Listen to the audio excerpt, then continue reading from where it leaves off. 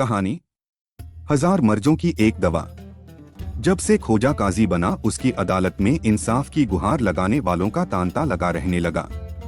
जिन गरीब लोगों के मुकदमे किसी और काजी के इलाके में आते थे, वे भी यह सोचने लगे कि काश उनका मुकदमा भी खोजा की अदालत में आ जाता। कई लोग यह दुआ करने लगे कि एक बार और बादशाह को सद्बुद्धि आ जाए। खोजा को काजी बनाकर बादशाह ने जो समझदारी और जनता की भलाई का काम किया है, उसी तरह यदि वह यह ऐलान कर दे कि मुल्क के तमाम मुकदमे खोजा की अदालत में ही होंगे, तो उन्हें भी इंसाफ का मुंह देखना नसीब हो जाए। देखते ही देखते खोजा के इंसाफ का डंका बजने लगा। डंके की यह आवाज बादशाह के कानों तक पहुंची। बादशाह ने एक दिन खोजा को अपने दरबार में तलब कर लिया।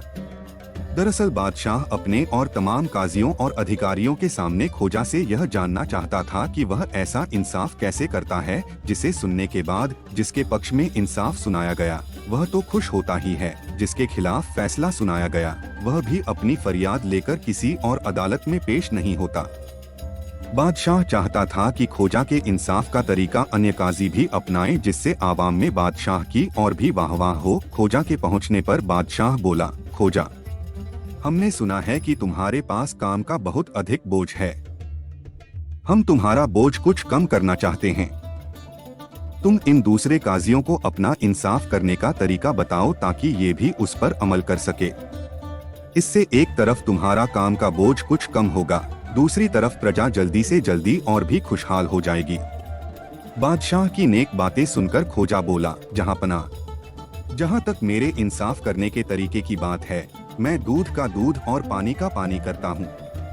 इंसाफ की गद्दी पर बैठने के बाद मैं ये जानना गवारा नहीं करता कि कौन अमीर है और कौन गरीब, कौन मेरा है और कौन पराया, किसकी जेब में क्या है और किसकी पहुँच कहाँ तक है।